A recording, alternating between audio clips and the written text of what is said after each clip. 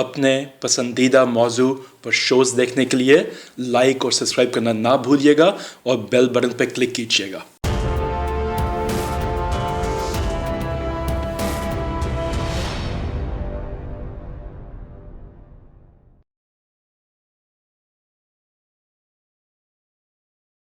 T V میں آپ کا میزبان احسان بٹالوی، اور آج انتہائی افسوسناک ایک حادثے کے بارے میں بات کرنے جا رہے ہیں، جو کہ میں سمجھتا ہوں کہ اگر اس قوم پہ ایٹم بم گر جاتا تو شاید اتنا صدمہ مجھے تو نہ ہوتا، لیکن جو ایک لعنتی مولوی نے، میں پھر کہہ رہا ہوں ایک لعنتی بے حیا بے غیرت مولوی نے حرکت کی، جس کا جو بدقسمتی کے اپنے نام کے ساتھ وہ بے حیا شخص مفتی بھی لکھتا ہے، اور اس سے بڑا حادثہ یہ ہے کہ جاہل اخبار نویسوں نے آج بھی اس کے نام کے ساتھ، جب وہ کنفیس کر رہا ہے کہ میں نے اس لڑکے کے ساتھ لواطت کا فیل کیا اور تسلیم کیا اس چیز کو، اور اس کی ویڈیو انٹرنیٹ پہ عام ہو چکی، وہ اس کے نام کے ساتھ مفتی لکھا ہوا تھا۔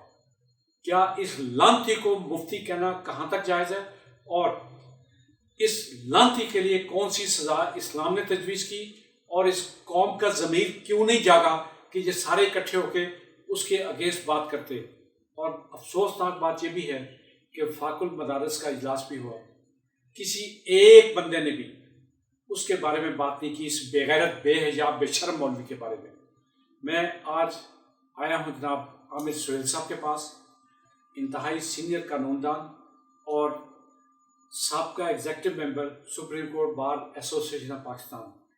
ہم ان سے جاننا چاہیں گے کہ ایسے بے حیا بے غیرت بے شرم مولوی کے ساتھ کیا سلوک ہونا چاہیے، کون سا قانون اس کے لیے بنا تھا، اور کیا وہ قانون اس پہ اپلائی ہوگا؟ جی عامر صاحب، ہم آپ کو حقائق ٹی وی میں ویلکم کرتے ہیں، اور اس اندوناک حادثے کے بارے میں آپ سے جاننا چاہتے ہیں کہ آپ بتائیے کہ اس کے ساتھ کیا ہونا چاہیے، اور ابھی تک کیوں نہیں ہوا؟ اگلا سوال یہ بھی ہے کہ جب وہ کنفیس بھی کر رہا ہے، اس کی ویڈیو موجود ہے، تو پھر ابھی تک اس کو سزا کیوں نہیں دی؟ اس کی گواہیوں کی کون سی ضرورت ہے، یا کون سے ریمانڈ کی ضرورت تھی اس کی؟ بسم اللہ الرحمن الرحیم۔ ٹالوی صاحب، یہ واقعہ جو ہے یہ میں نے بھی اخباروں میں پڑھا، اور پھر ویڈیو سوشل میڈیا کے اوپر وہ عام ہوئی، اس کی اسٹیٹمنٹ وغیرہ بھی وہ بھی سوشل میڈیا پر آئیں۔ بدقسمتی کے ساتھ سمری ٹرائل کی کورٹس موجود ہونے کے باوجود اور پریسیڈنٹس موجود ہونے کے باوجود بھی ہم ایسے اشخاص کو سزا نہیں دے پاتے۔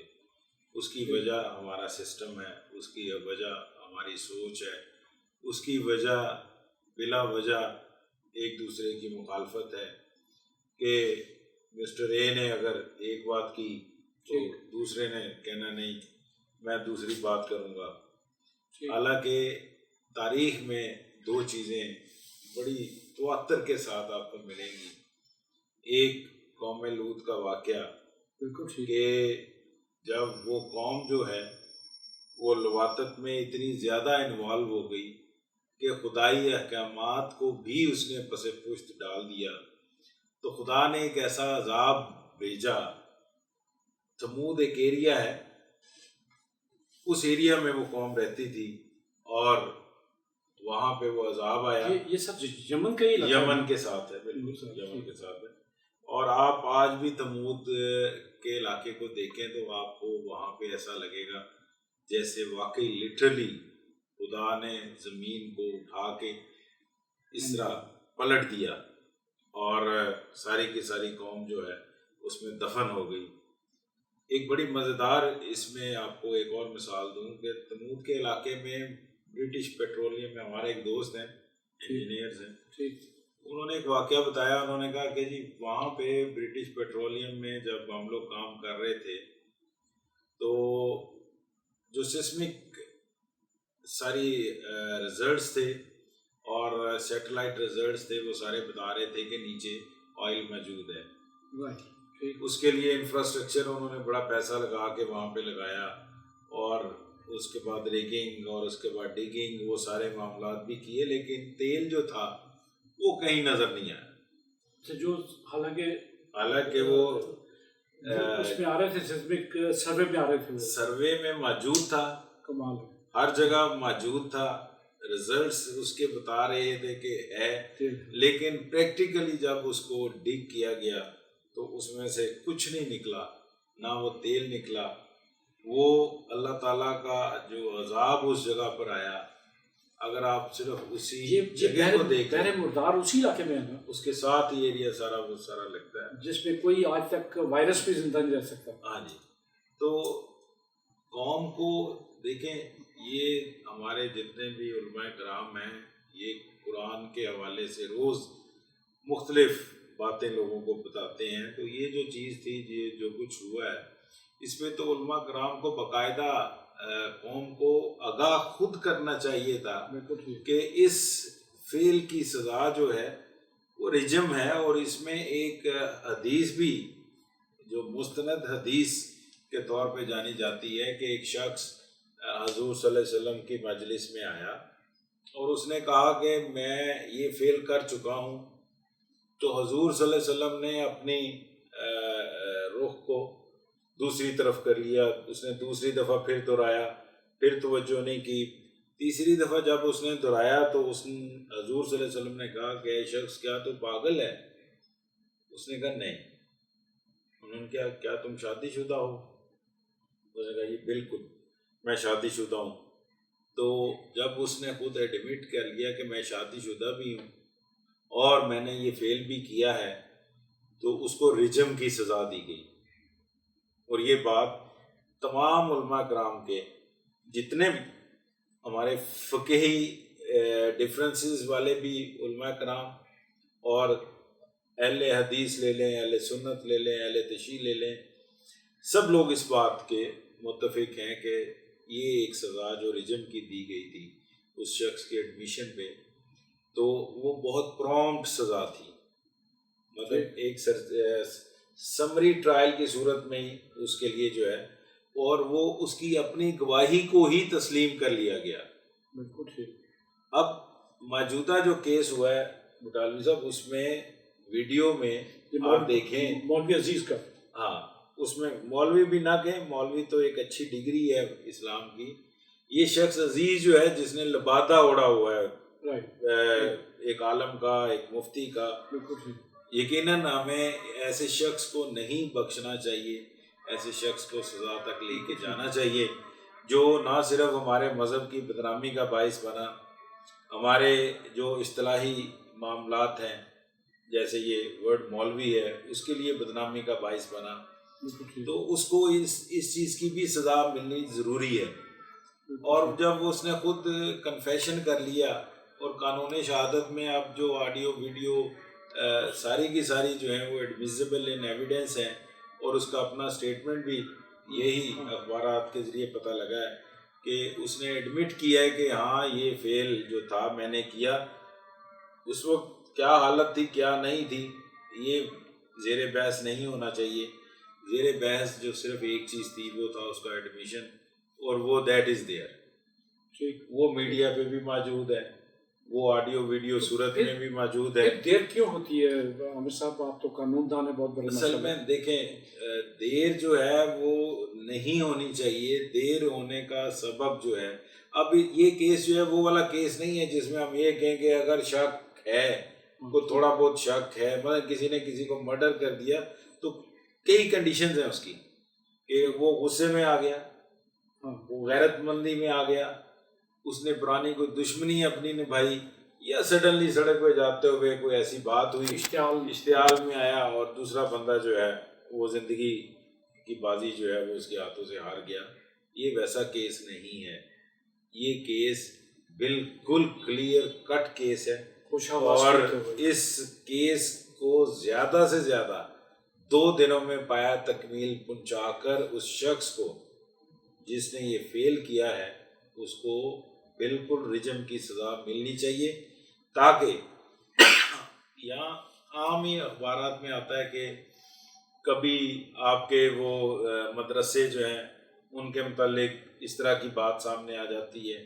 کبھی اگر مدرسوں کے ہاسٹلز میں کیمرے لگا دیے جائیں, اسی طرح جو اسکولوں کا دیکھیں کیمرے آپ کتنے لگائیں گے؟ آپ نے ساری روڈز پہ کیمرے لگا دیے, آپ نے ہر جگہ پہ لگا دیے, اسلامی طور پر یہ ضروری ہے کہ کردار اچھا ہو.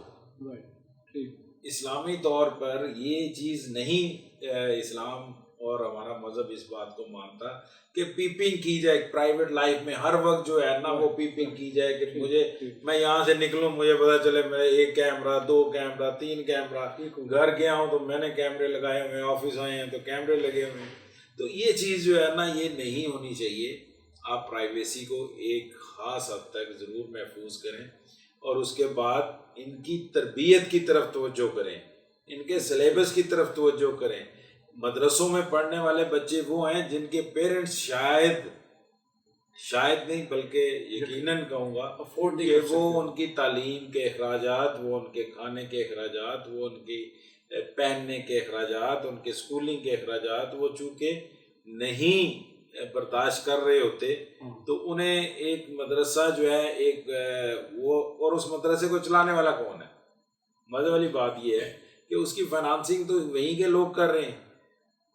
وہ فائنانسنگ کہیں انڈیا سے نہیں آتی اس کی. اگر اس علاقے میں کوئی موجود ہے مدرسہ تو اس کی فائنانسنگ ارد گرد کے لوگ ہیں, اس کے نیبرز ہیں, وہ اس کو پیسے دے رہے ہیں. عامر صاحب یہ ایک ہم کسی اور موقع کے لیے رکھیں گے, لیکن بہت سے مدرسوں کی فائنانسنگ انڈیا سے بھی ہو رہی ہے اور مختلف دشمن ملکوں سے بھی ہو رہی ہے. وہ اسی لیے نا دیکھیں اب جو امریکن کونسلیٹ ہے یا برٹش کونسلیٹ ہے وہ جاتا ہے بلوچستان کے ایک مدرسے میں اور اس کو پینٹ کرتا ہے.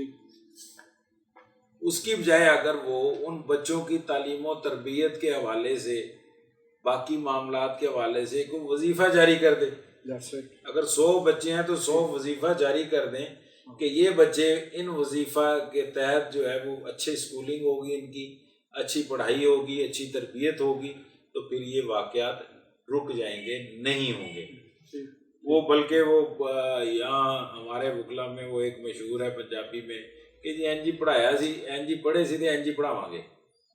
تو وہ معاملہ جو ہے جو ان کے نصاب کا حصہ ہے, ہاں یہ بیسیکلی تربیت کا فقدان ہے. اس میں مذہب یا ہم مدرسے کو تو شاید مورد الزام جو ہے وہ اتنا زیادہ نہ ٹھہرائیں, لیکن اس شخص کی جو اس کا منتظم تھا اس مدرسے کا اور ان بچوں کی تربیت کا, اس شخص نے یقیناً کھلواڑ کیا ہے, مذہب کے ساتھ کھلواڑ کیا ہے. اس شخص نے قرآنی تعلیمات کے خلاف کھلواڑ کیا ہے اور اس نے دوسرے مذاہب کو لوگوں کو ہم پر ہنسنے کا موقع دیا ہے. وہ لوگ اس طرح کے واقعات کو اٹھاتے ہیں. اب پاکستان کی 20-22 کروڑ کی آبادی ہے, اس میں چند واقعات یقیناً ایسے ہو رہے ہوتے ہیں, لیکن جب آپ ریشو نکالیں تو شاید ان کے جو کنٹریز ہیں جو جن کو ہم بڑے ماڈرن اور جدید ممالک تصور کرتے ہیں ان میں ہونے والے واقعات زیادہ نکلیں گے. وہاں پر یہ معاملات یہ نہیں کہ صرف پاکستان میں ہوتے ہیں اور ادھر نہیں ہوتے, ان کے پاس بھی ہوتے ہیں, لیکن وہ ان معاملات کو کیٹر کرتے ہیں, وہ قانون سازی کرتے ہیں, وہ سزا دیتے ہیں, وہ اس شخص کو پکڑ کے معاشرے میں سے باہر نکال دیتے ہیں, اپنے معاشرے کو صاف رکھتے ہیں. ہمارے ساتھ پرابلم یہ ہے کہ ہمیں جو ہے آج تک نہ ہم اپنی تربیت کر سکے, نہ ہم اپنے بچوں کی تربیت کر سکے, نہ ہم اپنے ہمسایوں کی تربیت کر سکے, نہ ہم معاشرے کی کسی اکائی کو صحیح طریقے سے چلا سکے. آج تک جو ہے ہم لوگ قرآن پاک کے ایک ترجمے پر متفق نہیں ہو سکے. یہ 22 کروڑ عوام جو ہے یہ قرآن کے ایک یکساں نصاب کے اوپر متفق نہیں ہے. تو اس صورتحال میں آپ اس طرح کے ہونے والے واقعات کو بڑھتے ہوئے دیکھیں گے, یہ کم نہیں ہوں گے جب تک یہ چیزیں سرکاری طور پر گورنمنٹ کی طرف سے ان کو یکساں نصاب میں نہیں لایا جائے گا, ان کو بھی کسی ڈسپلن کا پابند نہیں کیا جائے گا. آپ دیکھیں کبھی مذہب کے نام پر بھی جماعتیں بنتی ہیں. صحیح بات ہے, جماعت تو بنتی ہے سسٹم پہ, جماعت بنتی ہے تربیت پہ. ہمارے ہاں جماعتیں ریلیجس اس کے بنتی ہیں فرقوں پہ, اور ان فرقوں کو پھر وہ بڑھوتی دیتی ہیں. بالکل ٹھیک. ایک دوسرے کو گالیاں دیتے ہیں, ایک دوسرے کے خلاف بولتے ہیں, قتل و غارت کری پہ نہ اور بتائیے. بالکل قتل و غارت اتنی زیادہ پچھلے کچھ عرصہ میں ہوئی تھی. آپ کو پتہ ہی ہے کہ جو شیعہ سنی فساد جو ہے وہ ہوئے, اور وہ ساری چیزیں جو ہے, یہ ساری چیزیں کیٹر کرنے والی ہیں. اس میں خدارا اس کے اندر جو ہے وہ عام پبلک کچھ نہیں کر سکتی, یہ صرف سرکار کر سکتی ہے, یہ گورنمنٹ ان چیزوں کو کیٹر کر سکتی ہے. ان کے علاوہ کوئی دوسرا بندہ ادارہ نہیں ہے.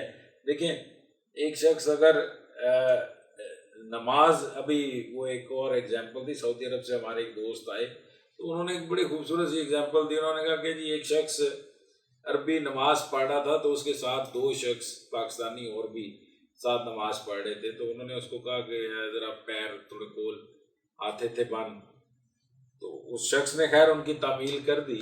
کرنے کے بعد اس نے باہر جا کے پولیس کو اطلاع کر دی, ان کا جو شرطوں کا سسٹم جو بھی ہے. جب وہ شخص باہر نکلا, دونوں نکلے, تو پولیس نے انہیں پکڑ لیا, ان سے 2-3 کویشچن کیے. انہوں نے کہا آپ عالم ہیں, آپ کے پاس مفتی ہونے کی کوئی ڈگری ہے, یا آپ نے کوئی ایسی کتاب لکھی ہے جو انٹرنیشنل لیول پہ چھپی ہو اور اس چیز کو ریکگنائزڈ کیا گیا ہو. انہوں نے کہا یہ نہیں, اسی تو لیبر کرن آئے سے. انہوں نے کہا پھر چلو جیل سے. دیکھیں مذہب کو ہم اس طرح کے لوگوں کے ہاتھوں میں نہیں دے سکتے, ادروائز تو یہ کھلواڑ کریں گے. بالکل صحیح ہے. یہ اپنے فائدے کے لیے, اپنے چند ٹکوں کے لیے, اپنے چند معاملات کو. پھر سب سے دیکھیں آپ ایک چیز بٹالوی صاحب دیکھیں, جو سب سے چیز مزیدار بات یہ ہے کہ کیا حضور صلی اللہ علیہ وسلم کے لیے منو سلوہ اتارنا خدا کے لیے کوئی مشکل تھا؟ وہ جب چاہتے, جب خواہش بھی نہیں, شاید خیال کرتے تو وہ چیز آ جاتی. لیکن خندق کی غزوے میں دیکھیں کیا ہوا, پتھر باندھ کے بتایا گیا کہ بھائی محنت سے روزی کمانی ہے. حضور صلی اللہ علیہ وسلم نے تجارت کر کے آپ کو دکھائی, اور تجارت میں اس علاقے کے لوگوں نے نہیں بلکہ ارد گرد کے کنٹریز تک ان کی یہ شہرت گئی کہ ان سے زیادہ سچا اور اچھا اور ایماندار شخص تجارت میں ہے ہی کوئی نہیں. بالکل صحیح ہے. تو یہ پریکٹیکلی ہمیں ایگزامپل دی گئی, کر کے دکھایا انہوں نے یہ ساری چیزیں. اب آپ ان مولویوں کو دیکھ لیں, مولوی تو نہیں کہنا چاہیے, وہ اشخاص جو مسجدوں میں یا لبادہ جو اڑا ہوا ہے. اب اس لبادے کے اندر آپ دیکھیں کہ وہ جو شخص اپنے رزق کے لیے اپنے اہل علاقہ یا اہل محلہ پہ وہ ڈپینڈنٹ ہے, وہ کیسے وہ مذہب کی تعلیم جو ہے وہ دے گا؟ وہ کیسے اس کی زبان میں وہ چاشنی اور وہ درستگی اور وہ سچائی آئے گی؟ وہ ہو ہی نہیں سکتا. تو اس لیے یہ چیزیں جو ہیں یہ ہمیں کیٹر کرنی پڑنی ہے ون وے اور ادر.